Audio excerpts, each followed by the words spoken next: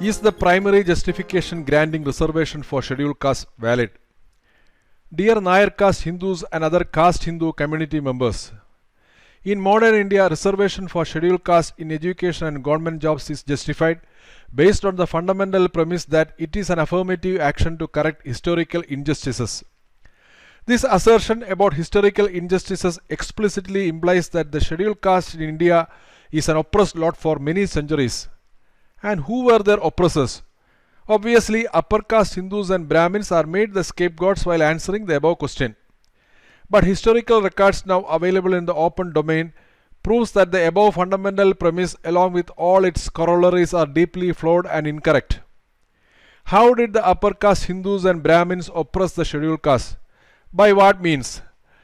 Summing up, the answer will be the upper caste Hindus by means of the hierarchical caste system had been oppressing the scheduled caste for more than 1000 years. And as atonement for this injustice, reservation has to be provided for scheduled castes. This begs the following questions. 1.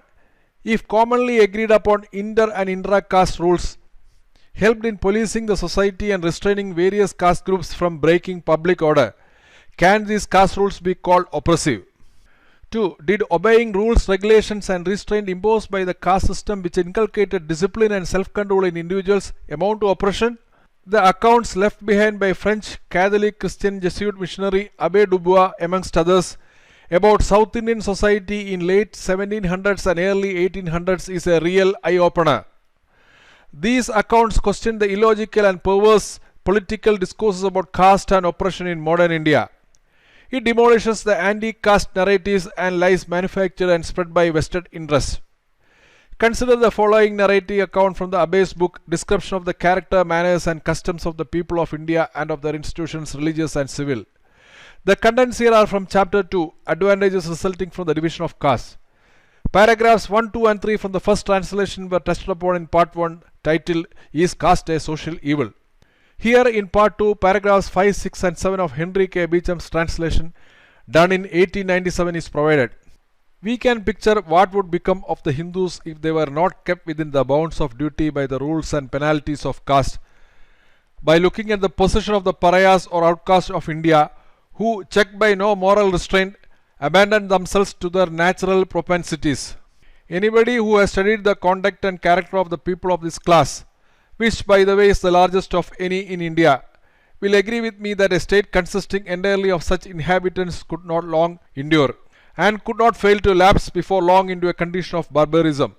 For my own part, being perfectly familiar with this class and acquainted with its natural predilections and sentiments, I am persuaded that a nation of pariahs left to themselves would speedily become worse than the hordes of cannibals who wander in the vast waste of Africa and would soon take to devouring each other.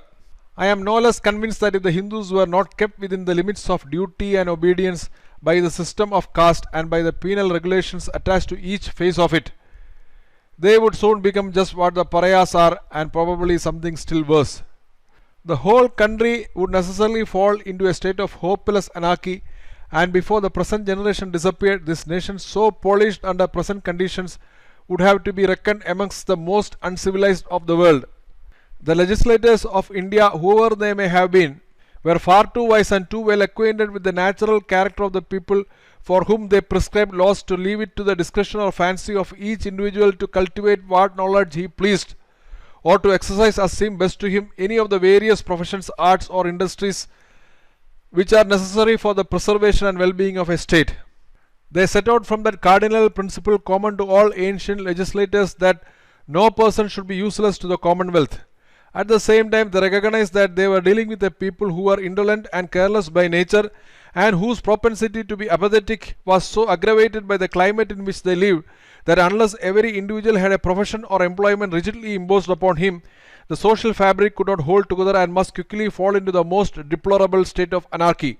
These ancient lawgivers, therefore, being well aware of the danger caused by religious and political innovations, and being anxious to establish durable and inviolable rules for the different castes comprising the Hindu nation, saw no surer way of attaining their object than by combining in an unmistakable manner those two great foundations of orderly government, religion and politics. Accordingly, there is not one of their ancient usages, not one of their observances, which has not some religious principle or object attached to it. Everything indeed is governed by superstition and has religion for its motive. The style of greeting, the mode of dressing, the cut of clothes, the shape of ornaments and their manner of adjustment, the various details of the toilet, the architecture of houses, the corners where the hearth is placed and where the cooking pots must stand, the manner of going to bed and of sleeping, the forms of civility and politeness that must be observed, all these are severely regulated. None of the politicians in modern day India will dare to express publicly the above described uncomfortable details about the general nature of the scheduled caste and question the rationale of providing reservation and other privileges to them. The pariahs in the above narration can be considered as representing the scheduled caste. The above first-hand account of the missionary reveals that it was essential to restrain sections of the scheduled caste by caste rules. If the pariahs, that is scheduled caste, were not bound by the rules of caste, India would have sunk into barbarism. She could never have become the superior and enduring civilization if the scheduled caste had their way. Moreover, the peaceful life of other sections of the population would have been impossible if the pariahs were not kept in check. Thus we can see that oppression, which is the basis of historical injustice theory used in support of reservation, falls flat on its face. If caste rules were not in place, the scheduled castes themselves would have oppressed the peace-loving citizenry belonging to other castes. Modern Indian democratic politics subservient to vote banks had succeeded in preventing these uncomfortable facts about scheduled castes being included in the official history and sociology taught in modern educational institutions. Thus, modern Indian state had foreclosed meaningful debates on these crucial aspects of Indian sociology, while at the same time shifting the blame to the forward castes and Brahmins. The manufactured and outright lies about historic oppression of scheduled castes has got adverse consequences in store for India. 1. It will act as slow poison on the minds of members of scheduled castes and bound to develop into hatred towards forward or upper castes, affecting succeeding generations on both sides. These outright lies about pre-modern caste oppression is intended to undermine the country from within. 2. It is intended to induce guilt feelings in the upper caste. 3. It is effective in justifying reservation benefits for the scheduled caste. 4. It can be used to perpetuate reservation for many more years to come. 5. Availing reservation benefits under cover of this fictitious narrative will dampen the bootstrapping of the scheduled caste themselves. This will qualitatively affect their lives.